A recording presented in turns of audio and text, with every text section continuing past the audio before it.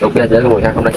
với mọi người một con máy đến từ nhà Kobe nha, Kobe 2,2K, Kobe mic 2,2K, hai chức năng, Kobe mic 2,2K, hai chức năng, mic phần người A, đây một đúng dạng, một OC có lỗi nè, màn hình điện tử nè, hai đầu vô, đầu nguồn nè, ok, thì kiện thêm mic có một cái mặt nạ đây, tay cặp,